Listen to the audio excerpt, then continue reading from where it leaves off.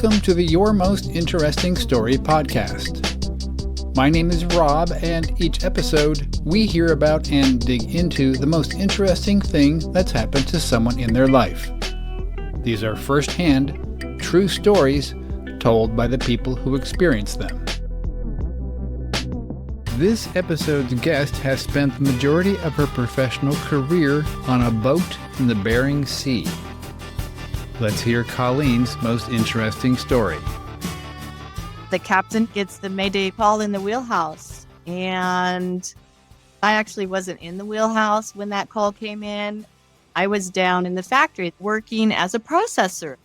This is a commercial fishing boat, a factory trawler, and I think the year was around 1989. It was when commercial fishing in the U.S., the trawler industry just started up.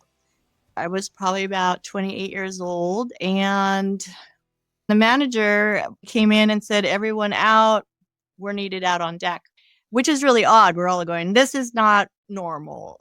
Usually it's kind of like a prison sentence in the factory. You're there till they release you kind of thing. Well, I've never been in prison, so I don't know. It felt that way. Of course, everyone's like, what's going on? What's going on? You said the term wheelhouse, and I'm assuming that's the place where the steering wheel is? Yes, I'm just assuming it goes way back when they actually used the big wheel, like on Gilligan's Island? Yeah, they don't use those anymore. The factory, is that where the fish processing happens?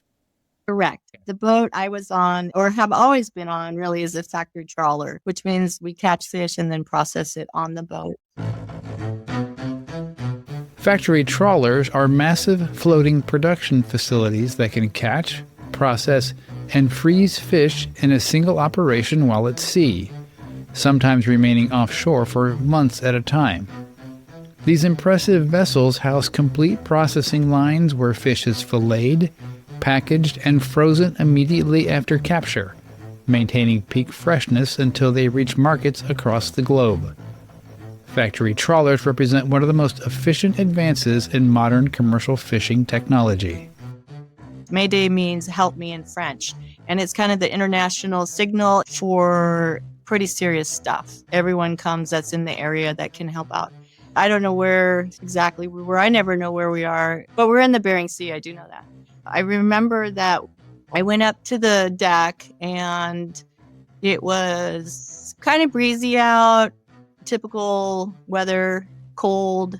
Daylight was coming up, so it was kind of eerie, and it was winter time, so everything's gray, even the water. And if you can imagine the horizon when you're out on the ocean and there's nothing but water and sky, it just kind of blends the colors. And so I immediately see the bow of the boat that had sank, and it was pretty startling because it's not a normal thing you see, and it just looks terrifying. It means someone's probably dead or something, right? And the bow of the boat, it was just the tip. And then I saw the life raft was flipped over. And so the scene isn't looking good.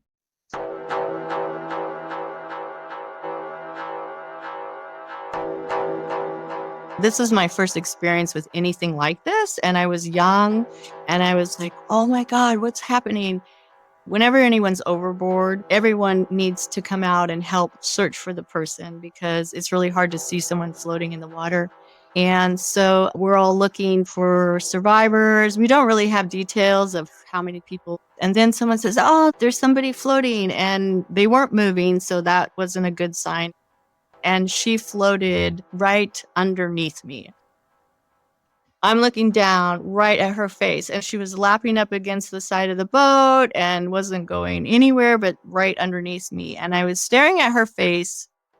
Her eyes were open. She had her life suit on, but it hadn't covered her head, which is a crucial part of putting on your life suit because the water's so cold. If it gets into your suit, or your head's not covered, you could die quicker of hypothermia. The head has a rich blood supply and blood vessels close to the surface of the skin. Unlike other parts of the body, the blood vessels in the head do not constrict as much in response to cold, so heat loss from the head remains relatively high even in cold conditions. Exposing it to cold, especially in water, can increase the rate at which the body loses heat and cools down. Wearing an insulated hood or head covering significantly reduces heat loss from the head, helping to maintain core body temperatures and extend survival time in cold environments. But I remember seeing her hair was like someone laying on their back in a pool with the hair floating around. And she looked so peaceful, but she was dead.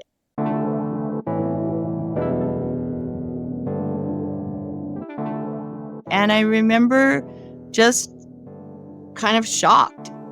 The guys on the deck got the crane going and they got our skiff, which is a small boat that we use to maneuver around the ocean. So they lowered the skiff. I think there was like 3 deck guys in there, and they lifted her up and she was dead. I mean, there was no doubt about it.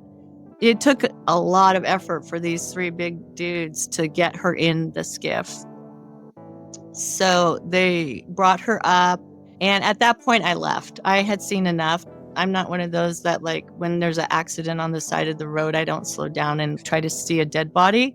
A few other people left with me, and we had no work because we were in this situation. And then at this point, we need to carry the body to Dutch Harbor. So that means we're not going to be fishing for a while. So basically, we're off work for a little bit, and everyone's in the galley. This is how Born Identity starts, and they pull someone that they think is dead out of the water, and he has a wetsuit on. Turns out he's an international assassin who has amnesia. I'm just wondering if there's a little twist coming up. I can't wait. I could throw it in for you if you want. I was supposed to tell the truth, right? Correct. Yeah. I remember looking at her thinking, who is she? Because, you know, if you can imagine being there, it could be us. We also are in this industry, and this could happen to us at some point. And it just really hit me, oh man, this is dangerous stuff out here. And then also just wondering what it was like for her during that time, because they actually got caught in a storm. Their boat was quite a bit smaller than ours. And so I was picturing the last moments for them of whatever happened on their vessel. I mean, the last thing you want to do is get in a life raft. It has to be pretty bad because you just don't want to leave the boat unless you have to. Commercial fishing consistently ranks as one of the most dangerous professions.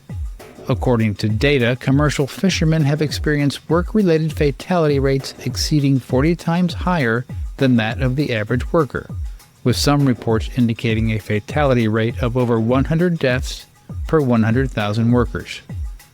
This places it among the occupations with the highest risk of death on the job. It's just really sad watching her float underneath me, thinking what it was like for her at the end. And so I was carrying that with me when I went into the galley. I used to cry at cartoons when I was little, so I'm super sentimental and emotional, and I was very shook up. You know, on boats, everyone's always talking about what's going on, and someone came in and said, oh, another boat came to the rescue, and they found someone under the life raft. We didn't know it was her husband at the time. We just knew it was another body. And I never did get her name, so I'm sorry to just be referring her as her. I said, where is she? And she's out on the trawl deck. And I said, okay. So I wanted to go see her. And I probably wanted to say a few words to her. So I go out there, and she's covered with this stinky tarp that's wet and funky. And I thought, oh, this is disgusting. So I went and got my blanket from Mexico that I'd brought with me to the boat, one of those colorful blankets you can buy from the vendors. And I asked the guys to put that on her, and she left with that, which I thought was respectful.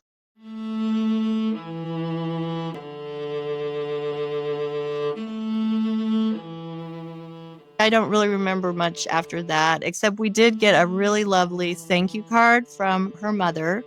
She just thanked us for retrieving her, and that they were a married couple, that fishing was what they did together and it was in their blood, and they both would have wanted to die together. Like if one had survived and the other hadn't, it would have been crushing for them. So in a beautiful way, there was a happy ending to it. I don't pretend to know what you'd experienced up to that point, but I know when I was 28, I was still feeling immortal. Mm-hmm. And then you're faced with that in the industry that you are currently working in. I can imagine that's a bit of a head trip. Absolutely. And I think that's why I picked the story, because it was so profound for me, because I was exactly like you in the sense of feeling I was invincible. I signed up for this job not knowing what I was doing, where I was going. My friend did it. She was a college dropout. I was a college dropout. We were soccer buddies, and Kath came home one time and she bought a cute little truck. And I said, "Hey, what are you doing?" "I'm fishing. You should come with me." "Okay." And I get the job, and I had no idea what I was signing up for. I mean, it sounded adventurous.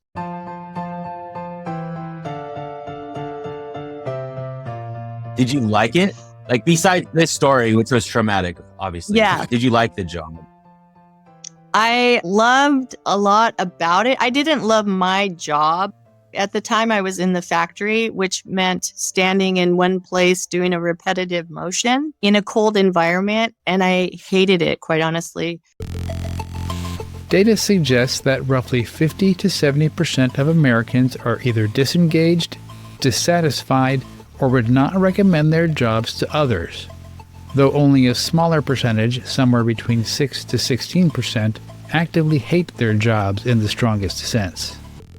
But what I loved about it was it becomes somewhat addictive.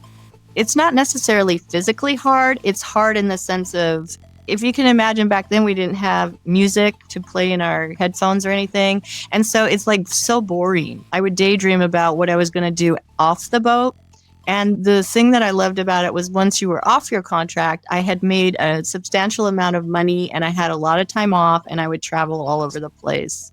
So that's what drove me back, was I would spend every penny and time to go back fishing. And I did that for a few years. And then I went into the kitchen, the galley. So I morphed out of the factory. The galley is the heart of the boat, really, some people say. But it's a place where the food is served and the crew kind of hangs out when nothing's going on. Besides maybe the wheelhouse or the engine room, it's the warmest place.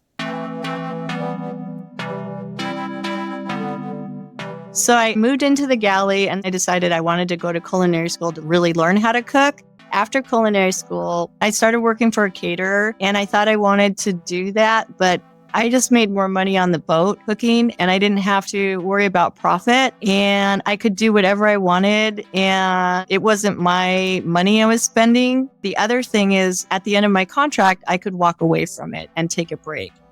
And everyone I had spoken to about owning a restaurant, owning a catering business, or working in a restaurant, they all said you got to be married to it.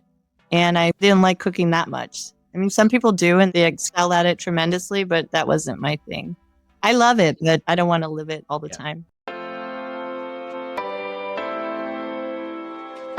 How long were the contracts?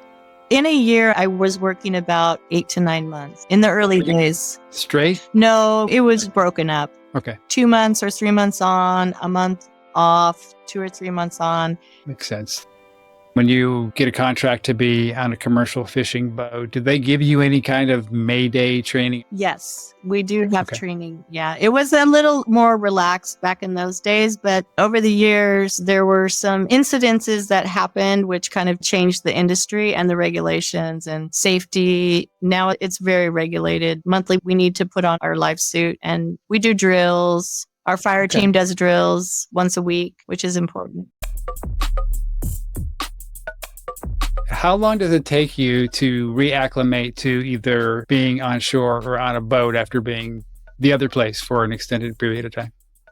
I appreciate that question. Fortunately, now I'm not on the boat as long anymore at this point in my life. But when I was working longer contracts, there was one contract I worked maybe 5 or 6 months. And it was really odd because when we got to the dock in Seattle, I didn't want to leave the boat. It was like I was afraid to step onto land. That was a rare instance, but it does take some time for me to acclimate to being on land. Interesting. I was thinking in terms of just even feeling solid ground versus constant motion, but there's also must be obviously a mental aspect of it as well. You've got the routine, you got the confined space, you've got no one else around besides the people that you're working with. And suddenly you're put into this environment where everything's different and there's so many other variables. Right. And traffic moves so fast. It's so noticeable when you're not in it and then you're back in it. You're like, whoa, everyone's in such a hurry. People who have been incarcerated for extended periods often experience re-entry shock, struggling with reintegration due to the stark contrast between highly structured prison life and the unpredictable outside world. They may feel overwhelmed by the fast pace of daily life, the endless array of choices required for basic decisions, crowded public spaces, and the absence of rigid routines that previously governed their existence. We used to go straight from the dock to the bar, but as we grew up, that was... To help with the transition. Yeah, almost like, oh, we survived. Let's get drunk. Were you ever cooking on the boat when it was like a big storm and there were like knives trying to come and hurt you because of the... Yes, in answer to those questions. For me, it wasn't knives, pots of boiling water slid off the... Oh. Yeah, that happened once. But I do have one incident where I was cooking and I don't know, it was a different boat. It was a smaller vessel and whoever was up in the wheelhouse turning the boat, we hit a wave on the port side and we almost flipped over. I swear, I've never had to just hang on to the counter so I wouldn't go flying. And everything around me is flying and water came through the overhead all over me. Oh, wow. Yeah, that was pretty terrifying. It was like suspended in air going, are we going to right ourselves?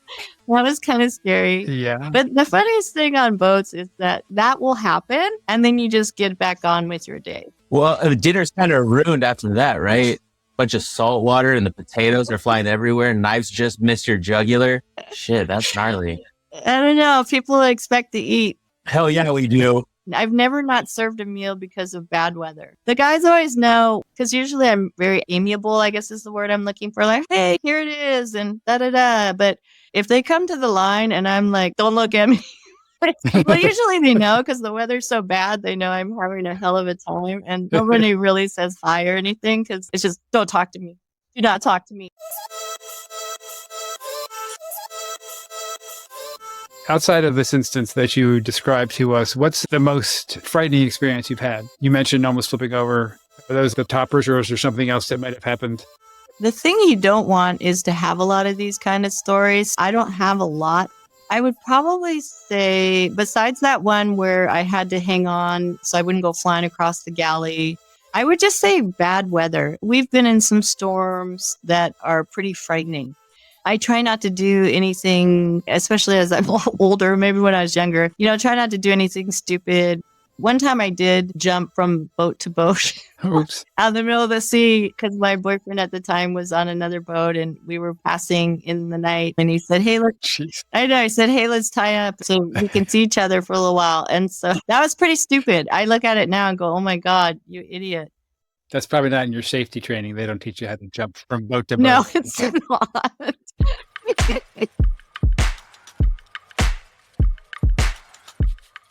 What's the coolest sea animal that you've seen or the most interesting sea animal that you've eaten?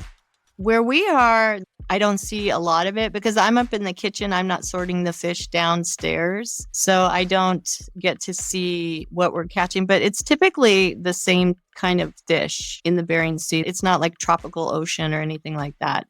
We do have these bottom fish called skate, which are kind of funky. They have like a triangular shape with a really long tail. I would have to say that. And I've eaten it and I don't like it at all. But some cultures really love it. It's an acquired taste that I never acquired. We typically only eat cod and pollock. That's what our industry catches.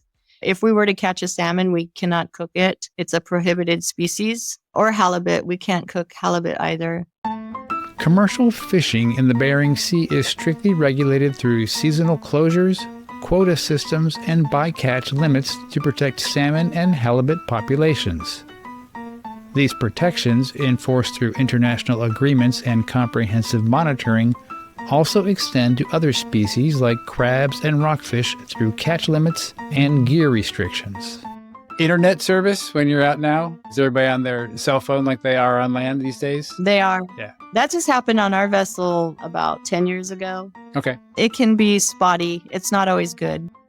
What do you do now in that free time? How's that changed? Same stuff, just people go off on their own? Earlier, a lot of reading is what was done, or sleeping on your downtime because you're pretty tired. Actually, it's pretty cool because I work 12 on, 12 off, and I bring up a guitar and a ukulele. And Oh, wow. yeah, so I get actually more practicing done on the boat than I do at home. And now I can watch TV on my phone. So I get Netflix, and it's pretty sweet. So any insights on seasickness? I mean, if I wanted to be on a boat, but I get seasick, is it just out of the question, or is there a way to get over that? I've heard there's a couple people who are seasick all the time. Oh, really? Yeah, I don't know how they do it because I've been seasick before, and it's one of the worst feelings I've ever had. I think if you're one that got seasick and couldn't get over it, you'd probably have to ask yourself, is it worth it? Yeah, for me, no. I don't go on rides that spin. Being on a boat for extended period is probably not for me, I'm guessing. Well, good thing you're not out there on a boat. Yes, exactly.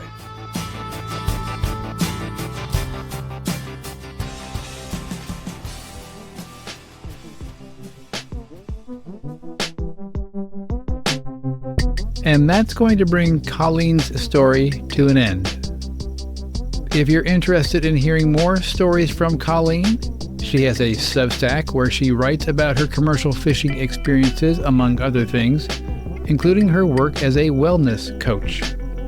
I will include a link to it in the show notes. And if you want us to tell your most interesting story, follow the link to our website, also in the show description. Until next time, be interesting.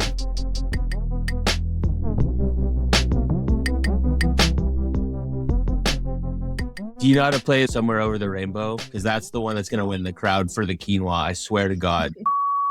Jake looks like he's ready for bed. After a really long night of eating a lot of cream, swinging back the Sailor Jerry, Sweet Caroline, bop, bop, bop.